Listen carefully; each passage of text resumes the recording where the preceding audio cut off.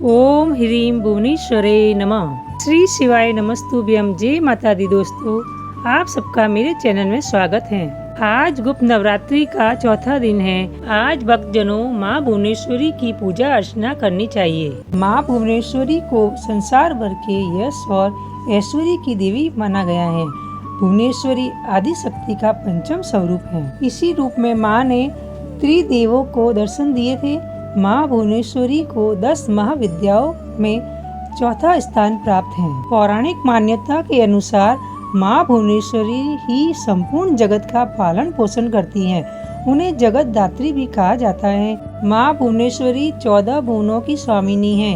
माँ को भगवान शिव की सखी माना गया है। माँ भुवनेश्वरी की पूजा लाल रंग के पुष्प, नैवेद्य, चंदन, कुमकुम, रुद्राक्ष की माला, सिंदूर, फल आदि से करनी चाहिए। पूजा के बाद कथा का पाठ करना चाहिए। भुवनेश्वरी अर्थात संसार भर के ऐश्वर्य की स्वामिनी। 10 महाविद्याओं में भगवती भुवनेश्वरी चतुर्थ विद्या है। जिस रूप में इन्होंने त्रिदेवों ब्रह्मा, विष्णु, महेश को दर्शन दिए थे।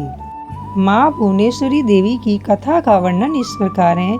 पौराणिक कथा के अनुसार काल की शुरुआत में ब्रह्मा, विष्णु और रुद्र जगत की संरचना प्रारंभ कर रहे थे। एक उड़ता हुआ रथ उनके सामने आया और एक आवाज ने उन्हें रथ में बैठने का आदेश दिया। जैसे ही त्रिदेव रथ में बैठे, यह मन की गति से उड़ने लगा और उन्हें एक अजीब से स्थान पर लेकर गया। यह स्थान असल में रत्नों का द्वीप था, जिसके चारों तरफ अमृत का सागर और मनमोहक आकर्षक जंगल थे। जैसे ही त्रिदेव रथ के बाहर उतरे, वह स्त्री स्वरूप में बदल गए। उन्होंने उस द्वीप का अच्छी तरह मुआयना किया। वहां उन्हें एक शहर मिला। उस शहर के चारों तरफ सुरक्षा की 9 परतें थी और इस तरह की सुरक्षा उग्र स्वभाव के भैरव, क्षेत्रपाल, मार्तका और दिक्पाल कर रहे थे। जैसे ही वह शहर के अंदर गए, शहर का सौंदर्य और विकास देखकर मंत्रमुग्ध हो गए। आखिरकार वे शहर के अंदर स्थित मुख्य राजमहल में पहुंचे, जिसका नाम चिंतामणि ग्रह था और जिसकी सुरक्षा योगिनियां कर रही थी। यह शहर श्रीपुर था, देवी भुवनेश्वरी की राजधानी, जो मणिद्वीप की रानी थी। जैसे ही त्रिदेव महल के अंदर घुसे, उन्हें देवी भुवनेश्वरी के दर्शन हुए। उनकी छटा लाल रंग की थी। उनकी 3 आंखें, 4 हाथ थे तथा उन्होंने लाल रंग के आभूषण पहने थे। उनके शरीर पर लाल चंदन का लेप लगा था तथा उन्होंने लाल कमल की माला पहनी थी। बाएं हाथ में उन्होंने अंकुश और पास पकड़ा था तथा दाहिने हाथ से वो अभय और वरदा मुद्रा दिखा रही थी। उनका मुकुट अर्धचंद्र रूपी मणि द्वारा सुसज्जित था। वह त्रयंबक भैरव की बाईं गोद में बैठी थी, जो श्वेत वर्ण की थी। उन्होंने श्वेत वस्त्र पहने थे। उनके बाल उलझे हुए थे तथा उनके सर से ऊपर भी अर्धचंद्र एवं गंगा नदी थी। उनके 5 चेहरे थे तथा हर एक चेहरे में 3 आंखें थी। उनके 4 हाथ थे तथा उन्होंने त्रिशूल पर से लेने के साथ वरदा और अभय मुद्रा भी प्रदर्शित की हुई थी। देवी भुवनेश्वरी और त्र्यंबक भैरव पंच प्रेत आसन पर विराजमान थे।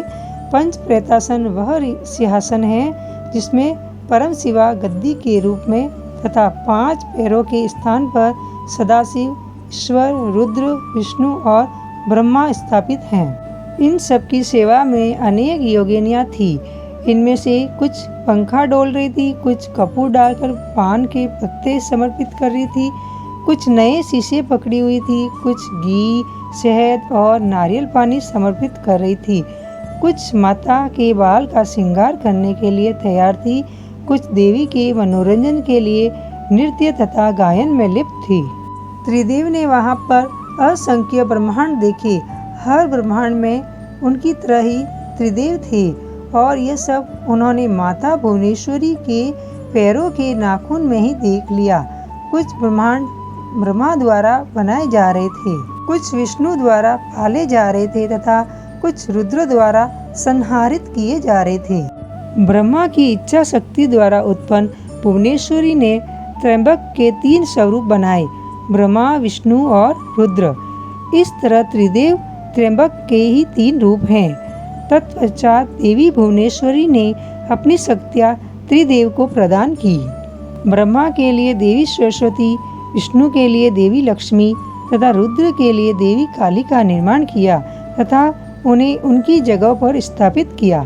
ब्रह्मा और सरस्वती ने मिलकर एक ब्रह्मांड रूपी अंडा बनाया। रुद्र और काली ने इसे तोड़ा, जिससे पंच तत्व स्वरूप में आए।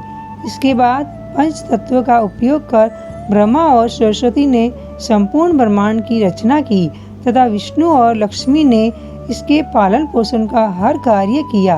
अंत में रुद्र और काली ब्रह्मांड की समाप्ति की ताकि सरस्वती और ब्रह्मा पुनर्रचना शुरू कर सके।